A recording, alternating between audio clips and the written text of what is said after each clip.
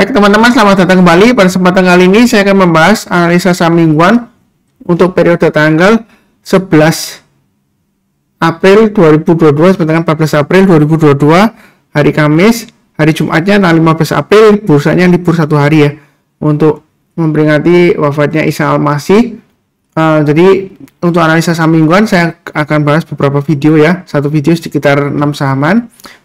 Playlistnya ada di video deskripsi di bawah ini. Saya mulai langsung dengan yang pertama adalah Adaro Energy Indonesia. Jadi Adaro Energy Indonesia ini sudah saya gambarkan support resistennya ya. Area buy and weakness-nya sudah saya gambarkan juga 2650 ya. Jadi yang ngikutin saya harusnya sudah buy naik ke atas 2900 tambah lagi atau buy up ya, atau average up. Nah di sini ada resisten yang dia harus uji di sini adalah 3200.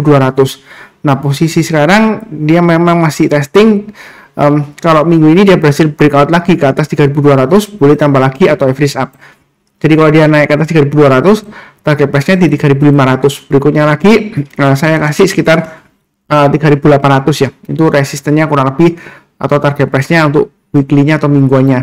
Kalau misalnya nggak mau buy sekarang, tunggu buy weakness ya, tunggu aja di 2650 ya, strateginya seperti itu. Atau kalau nggak dikasih ya kita buy high sell higher. Jadi kalau yang belum punya, kalau naik ke atas 3200 boleh buy. Buy-nya bertahap aja. Kalau dia naik setiap lipatan Rp50 atau Rp100, kita boleh buy up atau average up ya. Kurang lebih seperti itu untuk Adaro ya. Itu weekly-nya. Kemudian kalau kita lihat untuk daily-nya atau grafik hariannya untuk Adaro Energy ya di sini dia testing area 3200 ya, sama ya kurang lebih ya. Target berikutnya 3400. Nah kalau dia berhasil naik ke atas 3400 berdasarkan target Fibonacci extension 127,2%, kurang lebih target berikutnya sekitar 3750-an kurang lebih ya. Jadi kalau kita perhatikan di sini memang dia masih cenderung sideways di range-nya 2800 sampai dengan kurang lebih 3270 ya kalau kita lihat dari swing high-nya di sini. Jadi yang mau buy on weakness misalnya, oh Pak Sunar saya nggak berani buy sekarang, atau misalnya takut atau tunggu koreksi ya, tunggu aja di area 2800. Jadi area buy on weakness ini sudah saya gambarkan di 2800 atau 2600. Yang ngikutin saya dari awal harusnya sudah beli ya di sini ya. Ketika dia naik ke atas 2800 buy, naik ke atas 3000 boleh tambah lagi atau istilahnya average up ya. Seperti itu ya. Naik lagi ke atas 3400, kalau mau tambah lagi silahkan ya, seperti itu. Kemudian ya, mungkin yang ditanyakan, oh Pak Sunar pembagian dividen kapan? Ini rapat umum pemegang sahamnya sekitar 27 April ya. Jadi kemungkinan akan diumumkan di sana ya, untuk dividennya sekitar bulan Mei biasanya seperti itu. Jadi sejauh ini untuk Adaro masih cukup bagus. Kalau mau buy sekarang boleh aja, tapi bertahap aja ya, seperti itu ya. Naik ke atas Rp50, setiap kenaikan Rp50 boleh tambah lagi atau average up ya, kurang lebih seperti itu. Berikutnya untuk MDKA. Jadi MDKA ini ternyata masih bisa naik Pak Sunar ya, sesuai dengan yang saya gambarkan kan, 5.500 sudah tercapai. Nah berikutnya saya pakai acuan setiap lipatan 500 ya, jadi berikutnya 6.000. Yang belum punya kalau mau buy sekarang boleh ya, tapi buy-nya jangan terlalu banyak. Setiap lipatan Rp50 atau Rp100 boleh ditambah lagi atau average up seperti itu ya. Nah di sini untuk MDKA ini yang perlu kita ketahui ya, dia akan mengadakan right issue ya, seperti itu ya. Jadi ada pemegang saham baru, terakhir beritanya seperti itu. Jadi harusnya sih masih cukup bagus ya. Right issue-nya dia rasionya 495 saham lama akan mendapatkan 9.401 saham baru ya di harga 28.30. Jadi Mas Sunar kira-kira kan ini ada aksi korporasi ya, right issue penerbitan saham baru. Nah buy atau enggak ya, seperti itu ya. Kalau misalnya takut ya tunggu aja buy weakness di 5.000. Artinya kalau dia koreksi turun di banyak 5.000, kalau dia berhasil rebound barusan kita buy seperti itu ya. Atau buy-nya bertahap aja, buy sekarang boleh tapi jangan terlalu banyak ya. Kita nggak akan pernah tahu habis setelah right issue apakah masih akan naik lagi, apakah turun lagi atau sideways lama ya, kita nggak akan pernah tahu. Tapi di sini saya gambarkan kalau mau buy weakness ini untuk daily chartnya dia di area 4750 ya.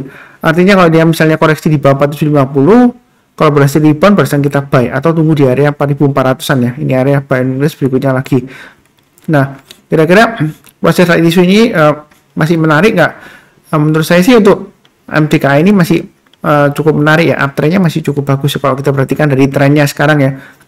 Jadi pilihannya boleh buy weakness atau buy sekarang, tapi jangan terlalu banyak. Kalau dia naik kita tambah lagi boleh ya. Tapi kalau turun jangan di average down ya, pasang trailing stop atau stop loss ya. Strateginya seperti itu. Kalau mau buy weakness tunggu aja di 4750 atau sekitar area 4400 4500. Jadi buy-nya itu kalau dia berhasil rebound atau mantul ya. Kurang lebih seperti itu. Kemudian untuk rapat umum pemegang saham sepertinya nggak ada ya. Terakhir aksi korporasi hanya right issue untuk MDKA. Yang mudah-mudahan aja dia lancar naik ke atas. Cukup ya. Berikutnya untuk PTBA. Jadi kalau kita perhatikan di sini untuk weekly-nya untuk PTBA ya, dia sudah berhasil breakout ke atas 3480. Jadi yang ngikuti saya harusnya naik ke atas 3480, boleh tambah lagi atau average up ya. Target berikutnya dia akan menguji 3710. Jadi uptrend-nya masih cukup bagus. Kalau belum punya, kalau mau buy, memang ini di tengah-tengahnya ya, tanggung ya. Jadi tunggu aja di area sekitar 3480 atau 3180 ya. Area buy weakness-nya kalau mau buy, kalau yang belum punya ya. Jadi saya kotain di sini. Kalau misalnya ada koreksi, berhasil rebound, berhasil kita buy. Nah, seperti itu ya.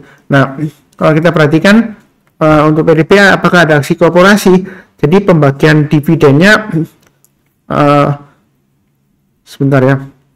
Sepertinya belum ada ya. Kalau saya lihat di RTR bisnis belum ada. Tapi kalau yang sudah tahu, misalnya sudah keluar, tolong informasi di kolom komentar di bawah ini ya. Sejauh ini saya lihat belum ada untuk PDPA. Jadi sebenarnya kalau mau buy sekarang boleh aja, tapi jangan terlalu banyak. Setiap lipatan Rp50 boleh tambah lagi atau average up ya. Atau kalau misalnya takut ya tunggu aja di 3480 atau 3180. Itu untuk weekly-nya atau mingguannya. Nah, kira-kira kalau dari daily chart-nya ini sudah pernah saya gambarkan di 3290 dan 3100. Jadi yang rajin ngikutin channel saya harusnya sudah buyback ya.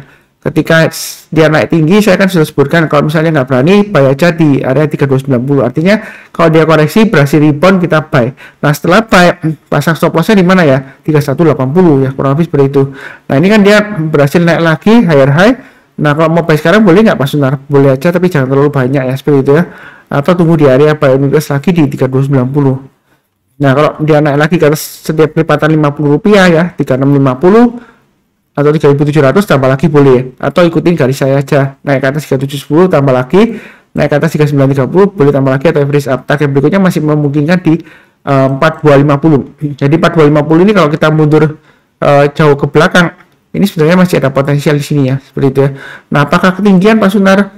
Prinsip dasar saya adalah saya menganut prinsip dasar analisa teknikal. Selama uptrendnya masih bagus, dia masih bisa naik lagi ya. Selama dia belum breakdown dari supportnya dan belum ada konfirmasi pembalikan arah. Jadi di sini MA20-nya memang sempat menurun, melandai, tapi di sini kalau kita lihat sih masih dalam batas toleransi ya. Selama dia bertahan di atas 3180 masih cukup bagus ya, seperti itu ya, untuk PTBA. Memang ini menguji area konsolidasi atau side base-nya lebar ya, seperti itu ya. Baiknya bertahap aja. Kalau nggak berani tunggu buy weakness. Kalau misalnya masih nggak berani ya pilih saham yang lainnya. Kurang lebih seperti itu. Berikutnya untuk Inco. Inco sudah saya pandu sering banget ya, analisa saham harian ada, analisa saham mingguan ada. Jadi bahwasanya Inco ini uptrendnya masih cukup bagus ya, seperti itu ya. Dia masih memungkinkan ke 8.000. Jadi kalau mau tambah lagi atau buy sekarang boleh ya. Jadi setiap kelipatan Rp50 atau Rp100 boleh tambah lagi atau average up. Lainnya bertahap aja. Jangan terlalu takut ketinggian Pak Sunar. Nah, ini ketinggian Pak Sunar, nanti nyangkut. Ya, yang penting kan kita pasang trailing stop dan stop loss ya, seperti itu ya. Kalau uptrendnya masih bagus, dia masih bisa naik lagi ya, seperti itu ya. Nah, itu weekly-nya. Kalau misalnya takut, ya tunggu aja di area 7.100 atau 6625 ya. Itu area buy weakness-nya ya. Terserah Anda mau tunggu di mana. Artinya kalau dia koreksi pullback ya, buy-nya di 7.100 atau 6625 ya, kurang lebih seperti itu ya. Nah, di sini kalau kita perhatikan untuk daily-nya ya, dia di area pasang aja trailing stop-nya di 7.100 yang sudah punya ya. Nah, buy weakness sudah saya sebutkan di 6.500, tapi nggak kena Pak Sunar, dia berhasil breakout ya. Kalau buy weakness nggak kena ya, kalau mau trading di saham Inco ya buy high sell higher ya. Uptrendnya masih cukup bagus di sini ya. MA20-nya mengarah ke atas. Dan sejauh ini harganya masih jauh di atasnya MA20 ya. Jadi masih cukup bagus. Ada peluang breakout nggak maksudnya? Ada ya. Jadi kalau dia breakout ke atas 7.800, targetnya masih memungkinkan ke 9.300 dan 11.700. Jadi itu dari mana Mas Sunar? Kalau kita mundur ke belakang di masa kejayaannya 2007 lalu ya, di sini ya. Jadi masih ada targetnya di 9.300 dan 11.700. Kalau kita bicara mengenai chart pattern rounding bottom, di sini ada rounding bottom ya. Kalau Anda ingin tertarik mengenai chart patterns, bisa baca bukunya Thomas Bulkowski ya. Beliau adalah seorang ahli chart ahli chart patterns ya. Di sana dia menyebutkan kalau rounding bottom target price-nya kita ukur kedalamannya, kemudian kita plotkan kedalamannya, ketinggiannya ini ke atas ya, ke permukaan, dari permukaan ke atas ya, di sanalah target price-nya. Jadi masih memungkinkan untuk naik lagi. Jangan takut ketinggian. Yang penting di sini adalah batas-batasnya, garis-garisnya sudah saya berikan untuk acuan trailing stop dan stop loss ya, seperti itu. Jadi kalau misalnya dia naik lagi, tambah lagi average up. Tapi kalau turun jangan di average down ya, pasang trailing stop atau stop loss. Kalau dia berhasil rebound lagi, kalau sudah kena trailing stop atau stop loss sebelumnya ya kita buyback kalau uptrendnya masih bagus ya. Kurang lebih strateginya seperti itu. Cukup ya. Berikutnya untuk Antam. Jadi kalau kita perhatikan di sini untuk Antam, area buy weakness saya sebutkan di 2490, supportnya ya, resistennya 2730. Dan minggu lalu dia berhasil breakout resisten. Nah kalau kita perhatikan di sini, apakah boleh buy sekarang? Boleh.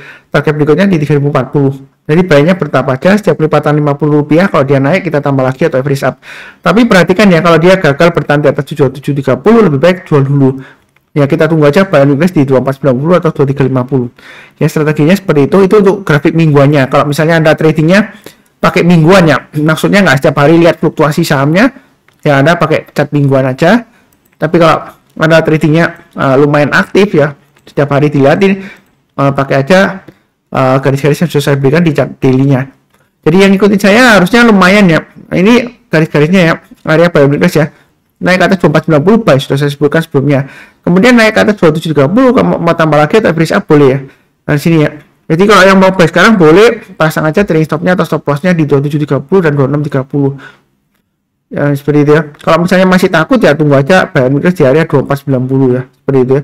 Kalau dia koreksi berhasil rebound ya. Jadi contohnya seperti ini. Dia naik kemudian gagal turun, koreksi berhasil rebound atau mantul ya, sorenya menjelang penutupan atau besok paginya Anda boleh buy kalau dia sudah berhasil rebound atau mantul. Kalau belum rebound ya jangan buy dulu, atau buy high sell higher. Kalau kita lihat di sini high-nya di 2820. Kalau minggu ini Senin sampai Kamis, kalau dia masih bagus, dia berhasil naik ke atas 2820, boleh buy-nya bertahap aja. Bisa diatur setiap lipatan Rp50 atau Rp100 terserah ya. Target price-nya di 3170. Jangan takut ketinggian. Yang penting di sini adalah pasang trailing stop dan stop loss. Ya seperti itu ya. Kalau misalnya Pak Sunar bilang breakout ke atas 2820 boleh buy yang tipe yang buy high sell higher ya. Ternyata turun. Ya jangan lupa pasang trailing stopnya dan stop lossnya. Terserah Anda mau pasang stop lossnya di mana, 2730 atau 2630 ya, seperti itu. Maksimum di 2490. Ya seperti itu. Kalau turun banyak 2490, saran saya jual dulu semuanya. Memang sebelumnya di sini berhasil rebound. Ya kalau dia rebound seperti ini, kalau dia turun lagi ke sini 2250 atau bahkan bisa ke bawah lagi ya. Jadi kurang lebih seperti itu. Garis-garis ini sudah saya berikan untuk acuan sebagai trailing stop atau stop loss dan juga average up kalau dia berhasil naik ya. Jadi trading itu mudah kalau sudah ada acuannya, kira-kira pasang trailing stopnya di mana, pasang stop lossnya di mana. Ya kurang lebih seperti itu. Cukup ya untuk Antam. Berikutnya untuk BRMS. Jadi BRMS ini masih menarik ya seperti itu ya. Jadi target price-nya 250 hampir tercapai. Nah di sini pertanyaannya, kalau dia berhasil naik ke atas 250 boleh tambah lagi atau average up nggak Mas Sunar? Boleh ya. Atau belum punya kalau mau buy boleh. Jadi saya di sini pakai acuan setiap lipatan Rp50. Yang ngikutin saya sih lumayan profitnya. Ini sudah saya gambarkan garis-garisnya dari bawah. Jadi naik ke atas 250 mau tambah lagi silakan. Mungkin setiap lipatan Rp10 ya kalau mau tambah lagi atau average up ya. Kalau dia berhasil bertahan di atas 250 masih cukup bagus. Nah kalau kita lihat di sini yang mau buy weakness misalnya nggak berani Pak Sunar, saya tunggu aja koreksi ya, tunggu aja di area 200 atau 175 ya. Maksimum buy weakness tunggu di 150. Kalau dia gagal bertahan di atas 150 jangan coba buy weakness lagi ya, atau average down ya, dia nanti kemungkinan bisa gagal ya seperti itu ya. Jadi harus pakai istilahnya acuan maksimumnya buy weakness ya. Jangan sampai kalau turun lagi Anda buy weakness. Itu ceritanya bukan buy on weakness, Anda ceritanya nanti tangkap pisau jatuh ya. Uptrendnya sudah selesai ya seperti itu ya. Bahkan berbalik arah downtrend. Jadi sejauh ini masih cukup bagus. Memang mungkin beberapa yang takut Pak Sunar BRMS itu kan reputasinya jelek, gorengan apa. Saya sendiri ada buy ya seperti itu. Saya buy-nya juga nggak di harga bawah sih. Saya mulainya naik ke atas 200 ya. Waktu itu kegiatan live trading saya sudah buy. Di rekening saya yang lainnya saya juga buy juga. Dan buy saya terakhir juga nggak terlalu rendah juga sih. Saya buy-nya untuk BRMS lumayan. Sebentar ya saya lihat kan apakah lumayan tinggi sih. Saya baiknya average-nya di 238 ya, seperti itu ya. Jadi itu menandakan jangan terlalu takut ketinggian ya, seperti itu ya. Kalau misalnya wah Pak Sunar mengatakan buy high sell higher, ternyata dia naik terus kemudian turun, gagal. Ya kalau gagal pasang trailing stopnya atau stop loss ya. Jadi bukan salah saya ya, seperti itu ya. Bukan analisanya salah enggak ya, atau ngawur atau misalkan enggak. Karena saya terus terang aja nggak bisa mengatur harga saham di pasar saham. Saya berdasarkan tren di sini ya. Itu fondasi saya analisa teknikal. Selama uptrendnya masih bagus ya dia masih bisa naik lagi, masih bisa breakout lagi. Memang dalam perjalanannya dia bisa koreksi ya, ini tembus ke bawah.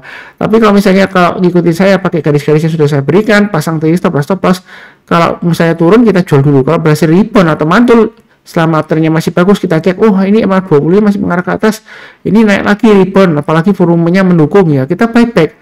Jadi di saham itu kunci suksesnya ada 3, sabar, fokus, dan disiplin. Nah, sabar dalam arti kita menunggu ya. Kalau misalnya dia belum naik ya kita tunggu aja, selama dia masih bagus kita hold.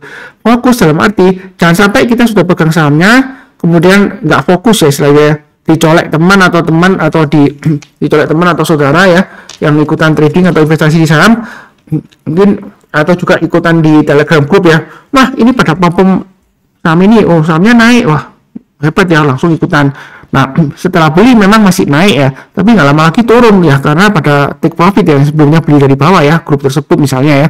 Nah, yang Anda hold yang pertama kali yang Anda punya, Anda jual, itu akhirnya naik pas Sunar breakout ya, karena Anda nggak fokus ya, nggak sabaran, nggak fokus lagi ya. Kemudian faktor ketiga adalah disiplin. Disiplin dalam arti harus pasang trailing stop dan stop loss. Kalau misalnya dia turun, ya kita jual dulu. Tapi disiplin bukan hanya disiplin cut loss. Kalau kita disiplin cut loss doang, ya kapan untungnya ya, nanti ceritanya cut loss doang ya, rugi terus Pak Sunar. Nah kalau dia turun berhasil naik lagi ya kita buy back selama uptrendnya masih bagus atau lanjut ya, seperti itu ya. Jadi sebenarnya sejauh ini masih cukup bagus, pasang aja trailing stop dan stop loss ya, belinya bertahap. Kalau takut sebelumnya saya kasih area buy on request di 180. Nah kali ini saya kasih area di area 200 saja ya, untuk sekitar area buy on request-nya. Kalau misalnya nggak dikasih buy on request ya kita buy high sell higher, naik ke atas 248 boleh tambah lagi atau average up, naik ke atas 270 tambah lagi ya, target price-nya masih jauh ya, 300 dan 380. Menurut saya sih BRMS ini dia masih memungkinkan ke 380 bisa lah minimal ya, atau dia masih bisa naik tinggi lagi ya di sini ya. Kalau kita lihat di sini masih memungkinkan ke area di sini ya, 700 masih bisa. Wah apa mungkin Pak Sunar ya, di pasar saham itu suatu saham bisa naik tinggi tetapi bisa turun dalam juga ya, seperti itu ya. Yang penting adalah pasang trailing stop dan stop loss, jadi jangan terlalu takut tapi jangan terlalu agresif. Ini kan sudah saya bantu ya garis-garisnya, jadi trading itu enak kalau sudah tahu di mana kita pasang trailing stopnya, di mana kita pasang stop lossnya ya, seperti itu ya. Tinggal ikutin saja, jangan lupa pasang automatic order ya, seperti itu ya. Seperti biasanya yang baru kenal channel Saham Profit, jangan lupa subscribe, like, nyalakan lonceng notifikasinya. Kemudian seperti biasanya saya doakan selalu semuanya selalu sehat selalu, itu yang paling penting. Kemudian damai dan sejahtera selalu. Amin. Terima kasih banyak. Sekian.